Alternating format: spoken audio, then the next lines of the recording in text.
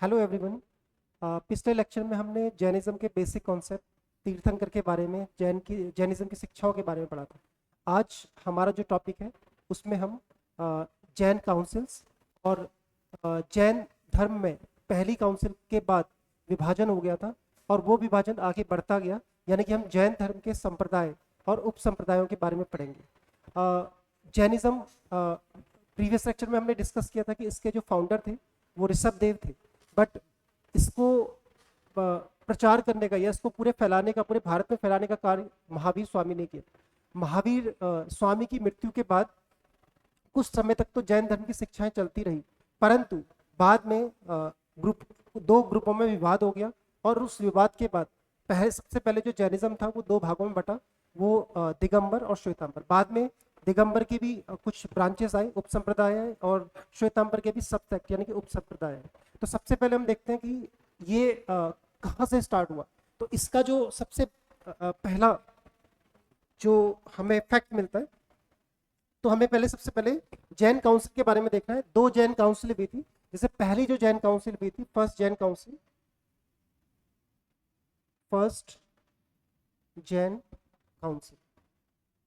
Important topic है। प्रथम जैन परिषद। देखिए, प्रथम जैन परिषद ये हुई थी 300 BCE में, 300 BCE यानी कि 300 ईसा पूर्व। अब देखिए, ये जो परिषद हुई थी इसको ऑर्गेनाइज करने का कारण क्या था। एक्चुअल में क्या था कि मगध महाजनपद, जब चंद्रगुप्त मौर्य रूलर थे, चंद्रगुप्त मौर्य, उनके रूल के आखिरी वर्षों में मौर्य एक भीषण अकाल पड़ा मगध में, भीषण अकाल। इसको 12 ईयर फेमाइन भी बोलते हैं, 12 साल का फेमाइन थी, 12 इयर्स फेमाइन। इसके साक्ष्य में दो स्थानों से भी मिलते हैं। बंगाल में है एक सोहगौरा और महास्थान। ये दो प्लेसेस हैं जहां से हमें दो ताम्रपत्र मिले हैं और उसमें इंफॉर्मेशन मिलती है कि एक अकाल पड़ा था और अकाल के लिए यहाँ पे राहत कार्य किए थे चंद्रगुप्त मौर्य ने। तो इससे हमें प्रूफ भी होता है कि एक भीषण अकाल पड़ा था। अब एक 12 साल का अकाल था और इसकी वजह से पूरा जो मगध महाजनपद था वो प्रॉब्लम में आ चुका था। तो इस वजह से क्या थे कि कुछ जो जैन अनुयायी थे वो साउथ इंडिया चले गए। तो जैन अनुयायी जो साउथ इंडिया गए भीषण अकाल के कारण, वो भद्रबाहु के नेतृत्व में चले गए थे। तो भद्रबाहु के नेतृत्व में इन्होंने क्या करा, दक्षिण भारत चले गए कि वहां पे अपने जो शिक्षाएं हैं, अपनी जो टीचिंग्स हैं उनको फॉलो करते रहेंगे, क्योंकि मगध में बहुत बुरी हालत थी। लेकिन कुछ जो लोग थे वो यहीं पे रहे, और जो जिन्होंने मगध में ही रहना चुना, मगध में रहना, उनके जो लीडर थे उनका नाम था स्थूलभद्र। अब देखिए, अब हुआ क्या, प्रॉब्लम क्या होगी कि जब अकाल समाप्त हो गया तो जो भद्रबाहु के लीडरशिप में जो साउथ इंडिया जैन साधु गए थे, जैन भिक्षु गए थे, जैन अनुयायी गए थे, वो वापस मगध आए। लेकिन जब मगध में आके उन्होंने देखा कि स्थूलभद्र और उसके जो अनुयायी थे उन्होंने श्वेत कपड़े पहनना स्टार्ट कर दिया था और कुछ रूल्स और रेगुलेशन को चेंज भी कर दिया था। लेकिन यहाँ पे अगर हम बात करें तो स्थूलभद्र का चेंज करने का कॉन्सेप्ट सही था, क्योंकि उस टाइम पे अकाल था और अपने जीवन को बचाना बहुत जरूरी था, तभी आप समाज का कल्याण कर सकते हो। इसलिए इन्होंने कुछ नियमों में ढील दी और कपड़े पहनना स्टार्ट कर दिया, और ये जो बात थी वो भद्रबाहु को पसंद नहीं आई। तो इसी वजह से दोनों ग्रुपों में डिस्प्यूट हुआ और उस डिस्प्यूट की वजह से इस जैन काउंसिल को ऑर्गेनाइज करना पड़ा। तो ये जो जैन काउंसिल हुई थी, इसके जो प्रेसिडेंट थे, हालांकि जो जिनको हमने बाद में दिगंबर बोला, उन्होंने इस काउंसिल का बॉयकॉट किया, यानी कि भद्रबाहु ने इसका बॉयकॉट किया। हालांकि भद्रबाहु भी बहुत बड़े विद्वान थे। प्रेसिडेंट यानी कि इसके जो अध्यक्ष थे इस काउंसिल के, अक्सर पूछा जाता है, वो स्थूलभद्र ही थे। और इसमें इस समय जो राजा थे, इस जो उस समय पैट्रॉन कर रहे थे, वो चंद्रगुप्त मौर्य थे। और ये जो काउंसिल हुई थी, ये काउंसिल हुई थी आपकी कहाँ पे, पाटलिपुत्र में। इसका जो स्थान था, प्लेस था, पाटलिपुत्र था। तो पाटलिपुत्र में ऑर्गेनाइज की थी। अब देखिए इसमें हुआ क्या, इसमें पहली चीज कि जैसे मैंने बताया कि जो भद्रबाहु के लीडरशिप में जो अ, लोग थे जो दक्षिण भारत से वापस आए थे, उन लोगों ने इसका बायकॉट किया। तो जो भद्रबाहु की लीडरशिप में जितने भी लोग थे, इन्होंने इस काउंसिल को बॉयकॉट कर दिया। और यहीं पे जो जैनिज्म था वो दो भागों में बटा। एक भाग को दिगंबर बोला गया और एक भाग को श्वेतांबर बोला गया। इसका जो डिफरेंस है अभी थोड़ी देर में हम डीपली पढ़ेंगे कि क्या क्या इनमें डिफरेंस है, बट अभी आपको ध्यान रखना है कि जो पहली जैन काउंसिल थी जो 300 BC में हुई थी पाटलिपुत्र में, स्थूलभद्र की अध्यक्षता में चंद्रगुप्त मौर्य के कार्यकाल में, उसमें जैनिज्म पहली बार दो भागों में बट गया, यानी कि एक दिगंबर और एक श्वेतांबर। श्वेतांबर नॉर्मली सफेद कपड़े पहनते थे और जो दिगंबर वो नेक रहते थे, यानी कि वो नग्न रहते थे, क्योंकि महावीर स्वामी भी ने भी अपने वस्त्रों को त्याग दिया था, क्योंकि अपरिग्रह की उनकी जो डेफिनेशन थी वो बहुत विशाल। तो इस तरीके से हम देखते हैं यहाँ पे ये हुआ। अब देखिए जैसे कि अगर हम देखें तो जो भद्रबाहु थे, भद्रबाहु बहुत ज्ञानी थे और कहते हैं कि जैनिज्म की जितनी भी शिक्षाएं हैं वो ओरली ट्रांसफर हो रही थी। ओरली यानी कि महावीर के बाद ऐसे करके वहाँ महावीर के टाइम पे भी 11 गणधर थे, जो मेन शिष्य होते थे उनको गणधर बोला जाता था। और उनकी मृत्यु के बाद फिर 6 गणधर हुए। जो छठे गणधर थे, ये 6th गणधर थे, छठे गणधर थे। गणधर का मतलब उनके प्रमुख शिष्य, और इनको सारी जैनिज्म की शिक्षाएं आती थी, यानी कि इनको याद थी समस्त जैन धर्म की शिक्षाएं।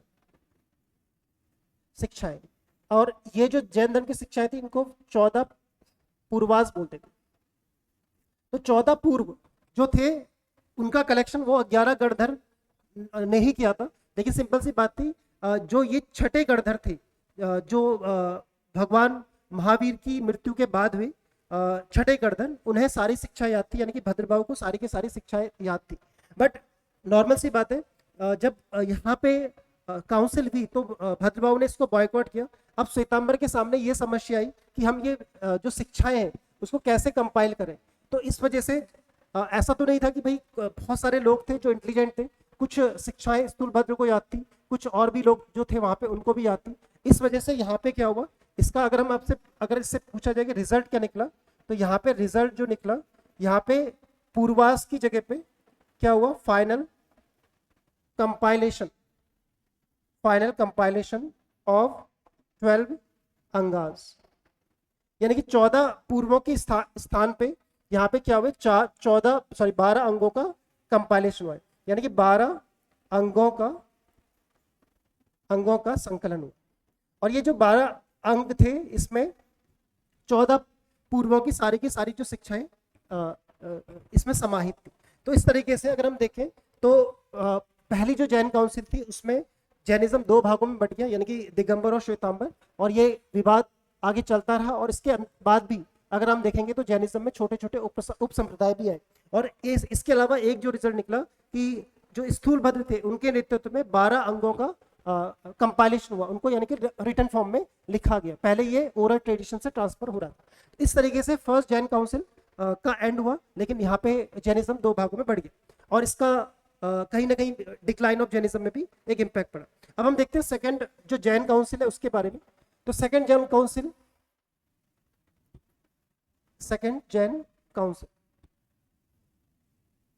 द्वितीय जैन काउंसिल, जैन परिषद। तो देखिए जो द्वितीय जैन परिषद है इसकी अगर हम ईयर की बात करें तो एग्जैक्ट तो नहीं बट लगभग ये हुई थी 512 CE में। इसका जो प्लेस है यानी कि स्थान है ये हुई थी वल्लभी, गुजरात में, क्योंकि गुजरात और राजस्थान ये दो प्लेस है यानी राज्य है जहाँ पे जैनिज्म बाद में फला फूला। यहाँ पे किंग कौन था इसके बारे में हमें कुछ पता नहीं, नॉट अवेलेबल, यानी कि कोई इंफॉर्मेशन हमें ज्ञात नहीं कि कौन था उस समय राजा, किसने इसको पैट्रोनाइज किया था। परंतु उसके जो प्रेसिडेंट है, अध्यक्ष हैं, उनके बारे में हमें पता है। प्रेसिडेंट, अध्यक्ष, उनका नाम थोड़ा सा बड़ा है बट ध्यान रखिएगा, उनका नाम था देवार्धी क्षमा श्रमण, देवार्धी क्षमा श्रमण, देवार्धी क्षमा श्रमण। अब देखिए इसमें भी जो रिजल्ट निकला, इसका परिणाम निकला, वो परिणाम क्या था? तो यहाँ पे अंग तो हमने पहले काउंसिल में ही उसका कंपाइलेशन कर लिया था। तो यहाँ पे उपांग मतलब उन अंगों के बाद भी उनका इंटरप्रिटेशन, उनका कलेक्शन, उनका कंपाइलेशन किया गया। यानी कि यहाँ पे हुआ final compilation, final compilation of 12 उप अंगास। यानी कि अंगों के भी सब, मतलब कि हर अंग पे कुछ ना कुछ एक्स्ट्रा लिखा गया, उनके उपअंग, यानी कि एक बुक है उसके भी सब बुक्स को लिखा गया।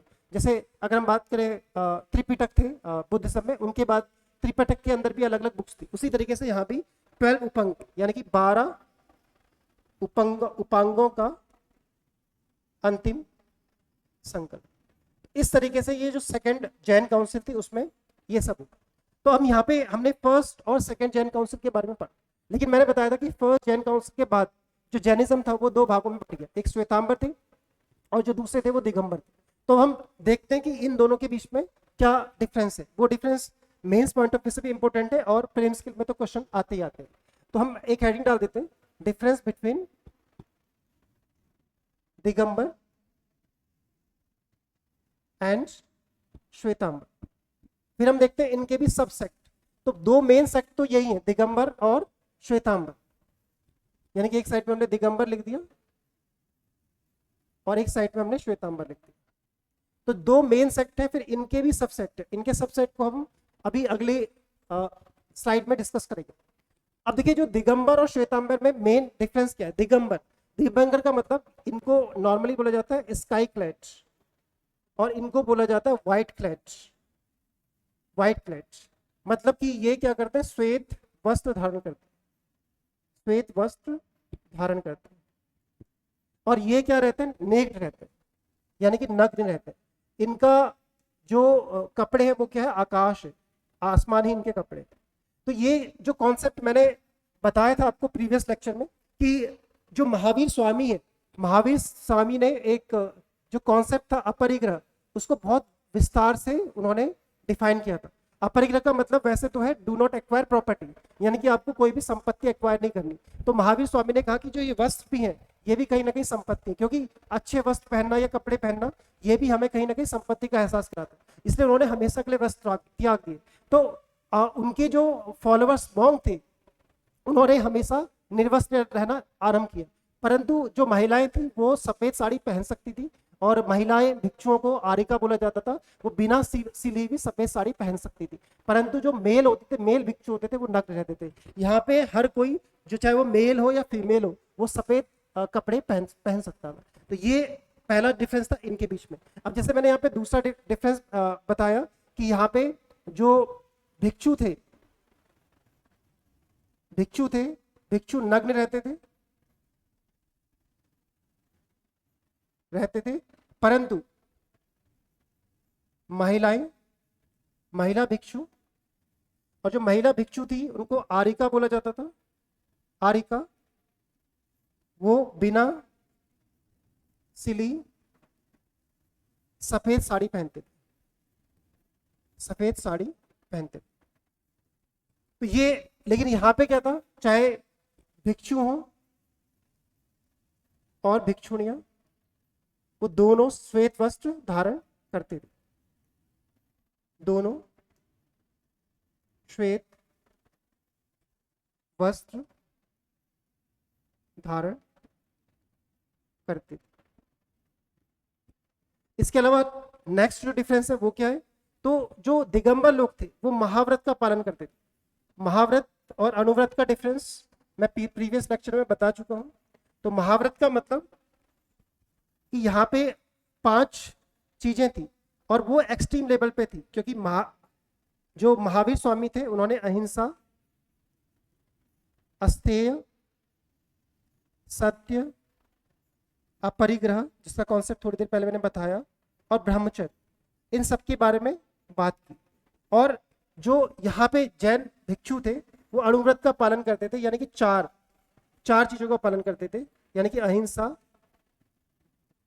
सत्य, अस्तेय और अपरिग्रह। तो हमेशा ध्यान रखिएगा जो दिगंबर जो संप्रदाय है वो थोड़ा सा एक्सट्रीम यानी कि कठिन, काफी कठिन है। कठिन यहाँ पे साधना है, परंतु यहाँ पे जो साधना है वो थोड़ा सा आसान। तो ये जो डिफरेंस था वो डिफरेंस था आपका इन दो में आपके दिगंबर और श्वेतांबर। इसके बाद अगर हम देखें अगला जो अंतर है इन दोनों में, इसको साथ साथ में आप नोट भी करते जाइएगा, दिगंबर और श्वेतांबर। अब देखिए जो दिगंबर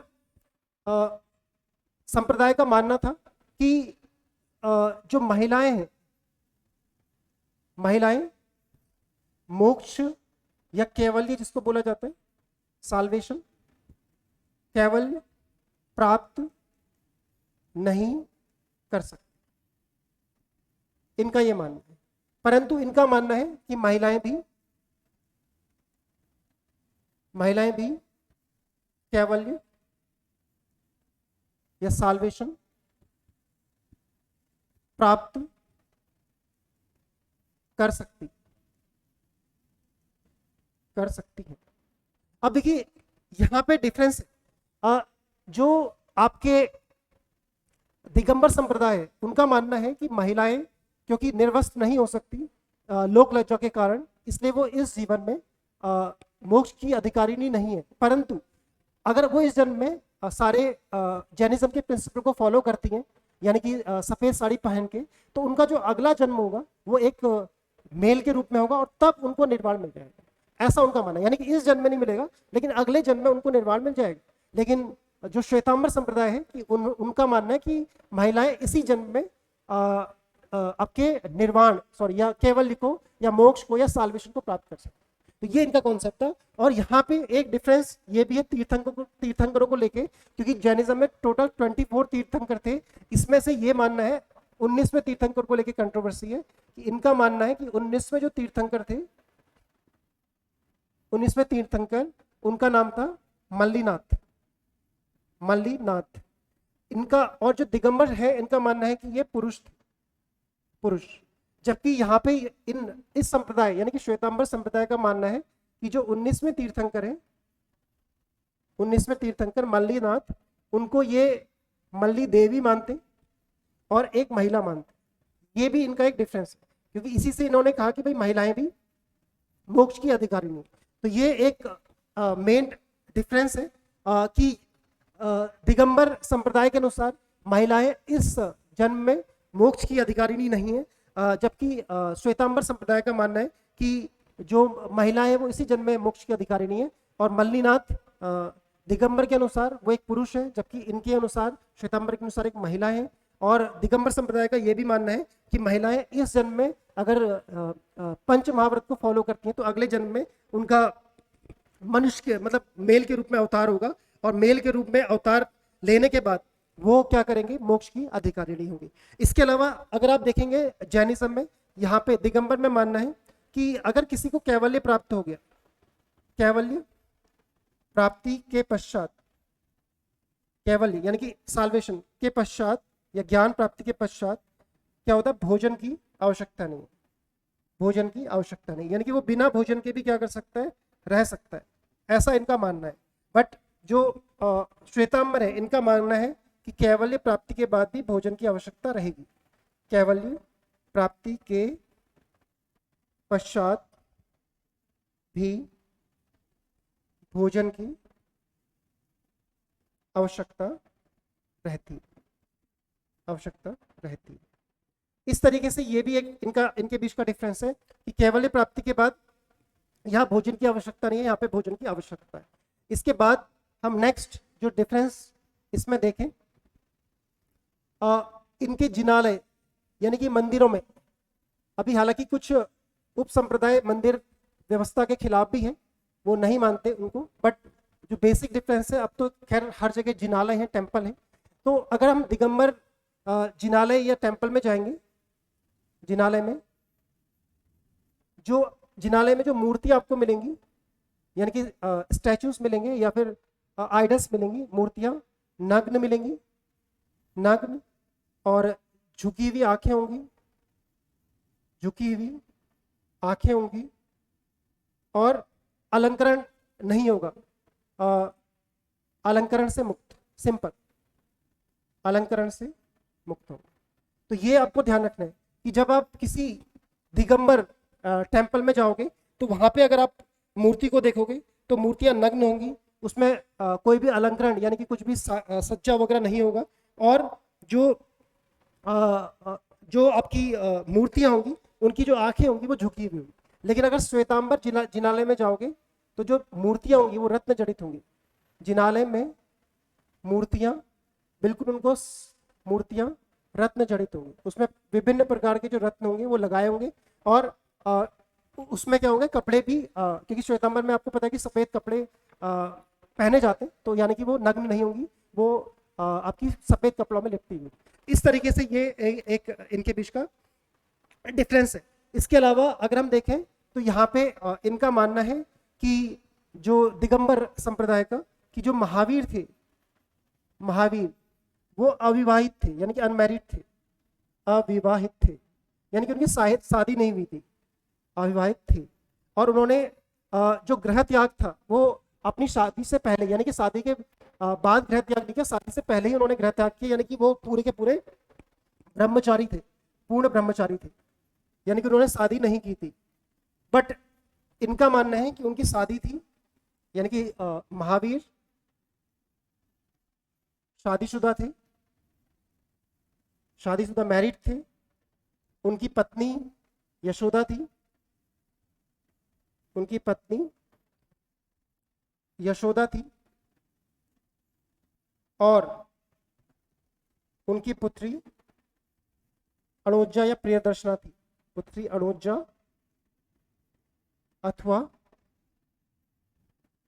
अथवा प्रिय दर्शना थी। ये इनका मानना है। अब तो ये इनका एक डिफरेंस है। लास्ट डिफरेंस क्या है कि जो जैन साधु थे वो अपने पास कोई भी संपत्ति नहीं रखते थे, सिर्फ दो चीजें वो अपने पास रखते थे। दो चीजें क्या होती थी, एक राजोहंसा और एक कुंडलम, सॉरी कमंडलम, ये दो चीजें रखते थे। तो राजोहंसा का मतलब ये एक टाइप से मोर पंखी का बना एक छोटा सा झाड़ू टाइप का होता है, और ये क्या होता है कि जो जब वो चलते हैं तो उसे साफ करना, या फिर अगर कोई कीड़े मकोड़े उनको हटाना। कमंडलम यानी कि पानी, अगर प्यास लगी है या कुछ हाथ पैर धोने तो उसके लिए पानी। इसके अलावा अपने पास कुछ नहीं रखते थे। और अगर हम इनकी बात करें श्वेतांबरों की, तो ये कपड़ों सहित 14 संपत्तियां अपने पास रख सकते थे, इसमें खाने का कटोरा वगैरह बहुत सारी चीजें थी, 14 संपत्तियां अपने पास रख सकते थे। तो कहने का सेंस है कि जो दिगंबर है पास रख सकते थे, वो काफी टफ कॉन्सेप्ट था। यहाँ पे काफी सैक्रिफाइस किसी जैन मॉन्क को करने होते थे, बट यहाँ पे थोड़ा सा सिंपलिसिटी। तो ये इन दोनों के बीच में बेसिक डिफरेंस है, दिगंबर और श्वेतांबर के बीच में। फिर मैंने बताया कि जैसे फर्स्ट जो जैन काउंसिल थी, उसके बाद जो जैनिज्म था वो 2 भागों में बट गया, लेकिन उसके बाद भी इन दोनों संप्रदायों के उप संप्रदाय भी बनते रहे। तो वैसे तो बहुत सारे उप संप्रदाय हैं, लेकिन हम यूपीएससी और स्टेट पीसीएस के एग्जाम के अकॉर्डिंग कुछ जो एग्जाम के पॉइंट ऑफ व्यू से इंपॉर्टेंट है उनको हम डिस्कस करते हैं। तो जैन धर्म की हम बात करें तो जैन धर्म 2 संप्रदायों में बटा। सबसे पहले एक को बोला गया दिगंबर, और दूसरे को बोला गया श्वेतांबर।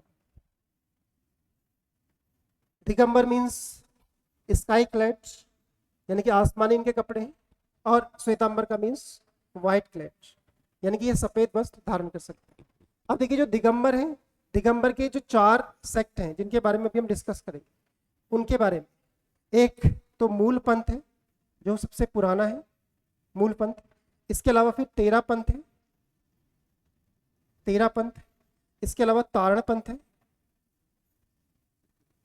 तारण पंथ।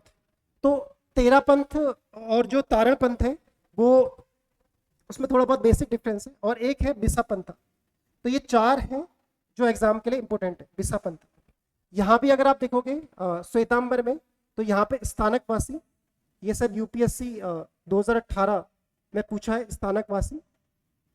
उसके अलावा एक है मूर्ति पूजक, मूर्ति पूजक, या इनको डेरावासी भी बोलते हैं, डेरावासी। और एक है आपके तेरापंथी। देखिए तेरापंथी में श्वेतांबर भी और दिगंबर भी, तो इनके इनके डिफरेंस को भी हमें देखना है। तो दिगंबर संप्रदाय, ये दिगंबर के उप संप्रदाय हैं, सब सेक्ट है, और ये श्वेतांबर के उप संप्रदाय हैं। तो इस तरीके से अगर हम देखेंगे तो उप संप्रदाय, सब सेक्ट में जैनिज्म बढ़ गया था। अब हम पहले दिगंबर संप्रदाय के उप संप्रदाय पढ़ते हैं। तो देखिए दिगंबर संप्रदाय,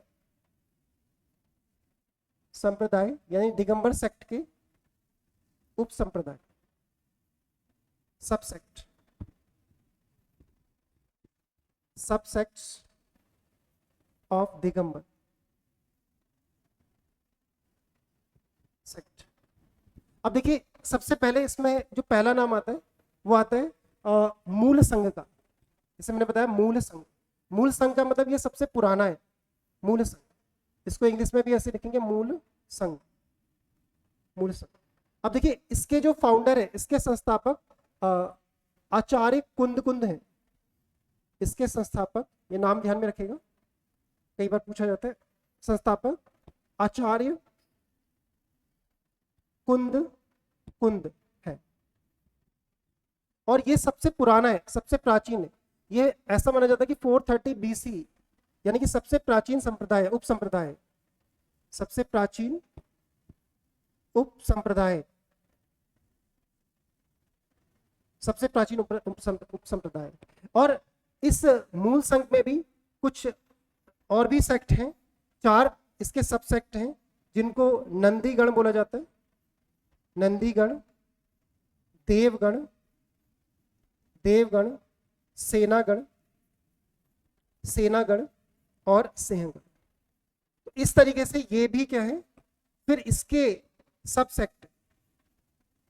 इस तरीके से क्या था, मैंने बताया भी था कि जो जैनिज्म था वो धीरे धीरे संप्रदायों, उप संप्रदायों, इनमें बढ़ता जा रहा था। इसकी वजह से प्रॉब्लम हो गई, और फाइनली क्या था कि जैनिज्म धीरे धीरे हिंदुज्म और बौद्ध धर्म का मुकाबला नहीं कर पाया, और धीरे धीरे अनपॉपुलर हो गए। तो जो डिवीजन था वो बहुत ज्यादा हमेशा नुकसान करता है, और इसी वजह से हम देखेंगे कि जो जैनिज्म था वो धीरे धीरे भारत में उतना पॉपुलर नहीं हुआ जितना बुद्धिज्म, और बाद में जब शंकराचार्य आए तो हिंदुज्म पॉपुलर हुआ। कहीं ना कहीं ये डिक्लाइन का एक रीजन भी था, क्योंकि वो छोटे छोटे पंथों में बढ़ जा रहा था, आपस में ही वो लोग उनके बीच में मतभेद थे। और ऐसा तब होता है जब कोई फेमस पर्सनालिटी किसी संघ को नहीं चलाती है, तो वो धीरे धीरे टुकड़े टुकड़ों में विभाजित हो जाता है। अब इसके बाद जो दिगंबर में ही जो दूसरा है वो है आपका बिसा पंथा, बिसा पंथा, ये दूसरा उप संप्रदाय। अब देखिए जो बिसा पंथा थे, ये किस किस की पूजा करते थे, ये तीर्थंकरों की तो पूजा करते ही थे। तीर्थंकरों के साथ साथ ये क्या करते थे, यक्ष एवं यक्षणियों की भी पूजा करते थे। तो वर्शिप ऑफ यक्ष एंड यक्षणीज अलोंग विद तीर्थंकरास। यक्ष यक्षिणी क्या होता है, सेमी गॉड, अर्ध देवता, इनकी पूजा, सेमी गॉड एंड गॉडेसेस, इनकी पूजा करते थे। तो इनके मंदिरों में ये भी आपको मिलेगा। इसके अलावा बिसा पंथ में देखेंगे तो यहाँ पे कर्मकांड भी होंगे। कर्मकांड का मतलब यहाँ पे पूजा के साथ साथ प्रसाद, फूल, फल, ऐसे सब सारे समारोह आदि, ये सारा का सारा इसमें ये सारे के सारे समारोह किए जाते थे।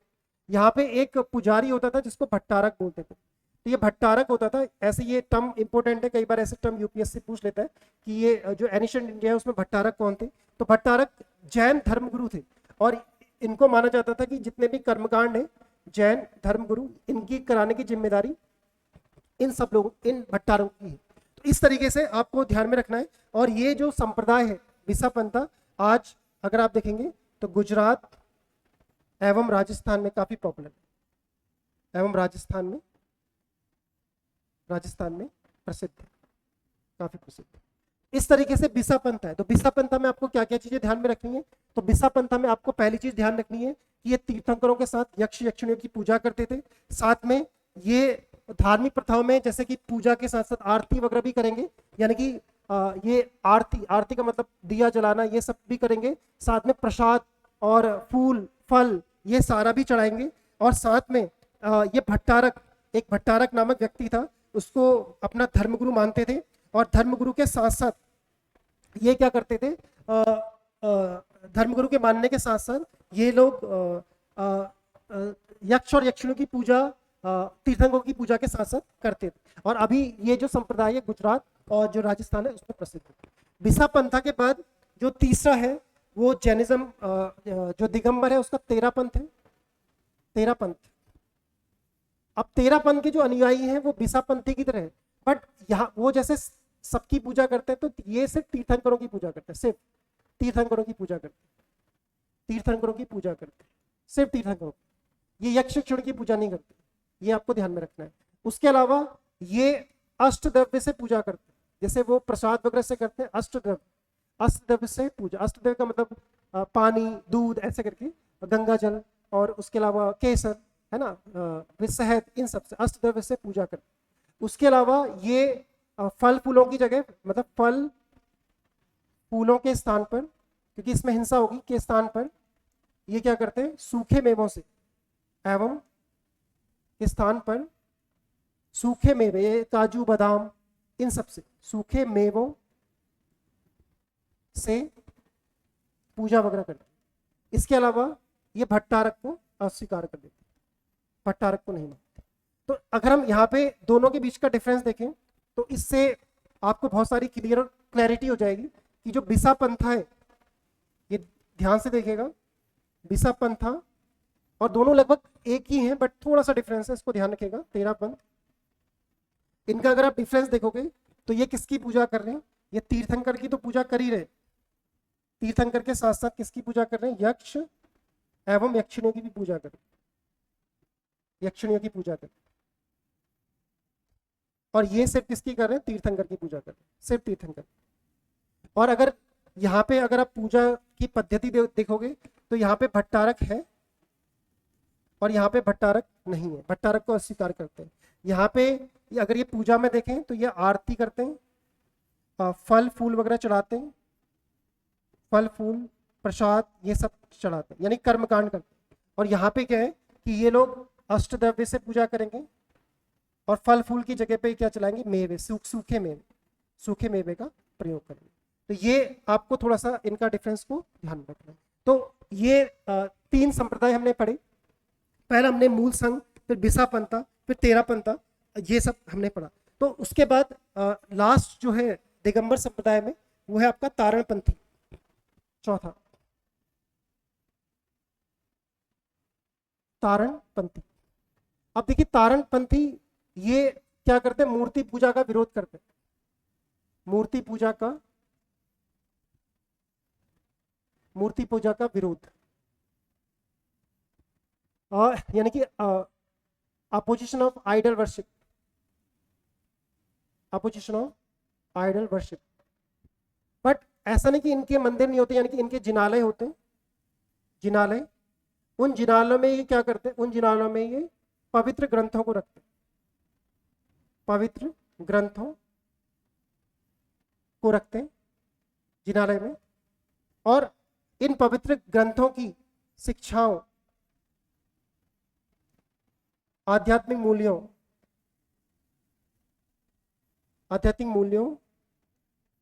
को जीवन में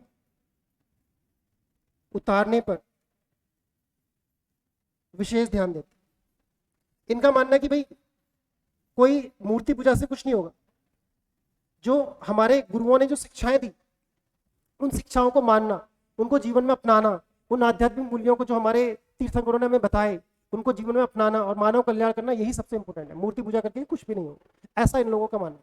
जैसे अगर हम देखें सिख धर्म में गुरु ग्रंथ साहिब को ही अब गुरु माना जाता है, उसी तरीके से यहाँ भी ये जो जैन ग्रंथ है उनको रख के उनके सामने सम्मान प्रकट करते हैं और उनकी शिक्षाओं को अपने जीवन में उतारने का प्रयास करते हैं, ये इनका मानना है। अब देखिए, जैसे ये तो हमने 4 संप्रदाय पढ़े, किसके, आपके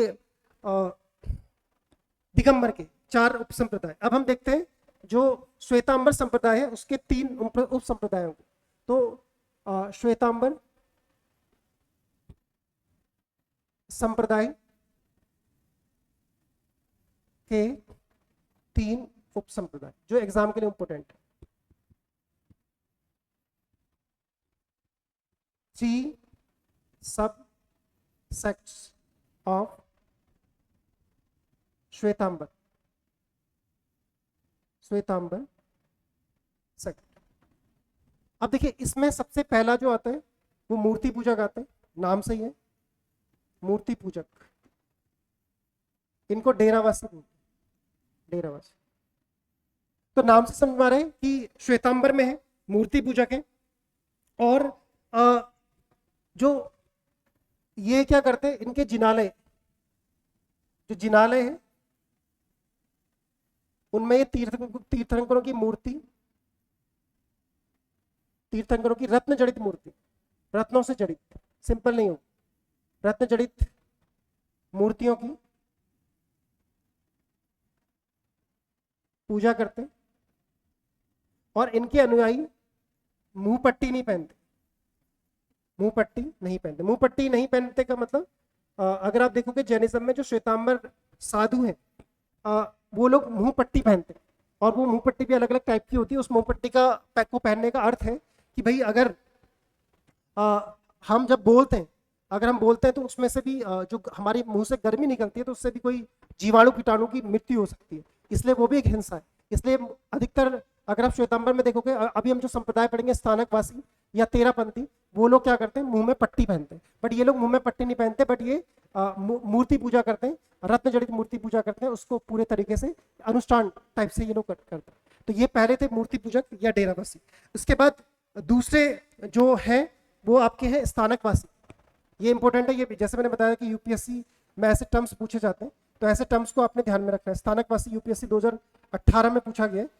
स्थानकवासी क्या थे, तो ये मूर्ति पूजा तो नहीं करते थे, मूर्ति पूजा का विरोध करते थे, मूर्ति पूजा नहीं करते थे।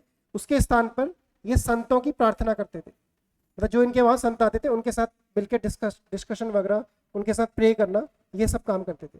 उसके अलावा ये मुंह पट्टी पहनते थे, मुंह पट्टी पहनते थे। इस तरीके से ये स्थानकवासी पहनते थे, ये आपको ध्यान में रखना है। और तीसरा जो संप्रदाय है उप संप्रदाय इसमें, वह तेरापंथी। तीसरा तेरापंथी। अब देखिए तेरापंथी कुछ अलग नहीं है, ये एक्चुअल में स्थानकवासी में से ही निकला हुआ है। स्थानकवासी का ही उप संप्रदाय है। इसको तेरापंथी कहा जाता है क्योंकि यहां पे क्या है कि 13 सिद्धांत जो आपको फॉलो करने, 13 सिद्धांत, इन 13 सिद्धांतों को आपको फॉलो करना है। ये 13 सिद्धांत कौन कौन से? इसमें एक पंचव्रत है, उसके अलावा फिर 5 अनुष्ठान है, 5 अनुष्ठान है और 3 संयम है। ये आपको करना हो। तो 5 और 3 यानी कि 13। तो 5 व्रत यानी कि वही महाव्रत जिनको हम बोलते हैं, जहां पे सत्य, अहिंसा, अस्तेय, अपरिग्रह और ब्रह्मचर्य, ये आपको फॉलो करना। इसके अलावा 5 अनुष्ठान, इनको समितियां बोला जाता था, इसमें समितियां। और इसके अलावा 3 संयम, इनको गुप्तियां बोला जाता, गुप्तियां, ये गुप्तियां। तो ये अब ये सब चीजें आप करोगे तो बस है तेरापंथ का पार्ट ही। और ये लोग भी, जैसे अभी मैंने बताया था कि ये भी मुंह पट्टी पहनते थे, बाकी सारी चीजें थी मुंहपट्टी पहनते थे और उन्हीं की तरह स्थानक वंशियों की तरह मूर्ति पूजा नहीं करते थे, मूर्ति पूजा का विरोध करते थे। तो बाकी सारी चीजें वही हैं, बट यहाँ पे 13 जो सिद्धांत हैं उनको हर किसी को फॉलो करना। इस तरीके से ये जो 3 उपसंप्रदाय थे श्वेतांबर के थे, तो 4 हमने दिगंबर के उपसंप्रदाय पढ़े और 3 हमने इनके उपसंप्रदाय पढ़े। तो ये टॉपिक थोड़ा सा इम्पोर्टेंट था। अभी जैनिज्म में हमने पहला जो लेक्चर लिया था वो जैन धर्म के बेसिक्स पे था। उसके बाद ये आज हमने जो दूसरा लेक्चर लिया हुआ है ये जो है जैनिज्म के काउंसिल्स के बारे में और उनके उप संप्रदायों के बारे में। एक लेक्चर अभी और होगा जिसमें पूरा का पूरा हम जैन लिटरेचर को देखेंगे, और एक लेक्चर लास्ट में हम जैन दर्शन पे डिस्कस करेंगे, जिसमें अनिकांतवाद, शादवाद, नयवाद, ऐसे करके बहुत सारी फिलॉसफीज होंगी जिनको हम डिस्कस करेंगे। Thank you very much.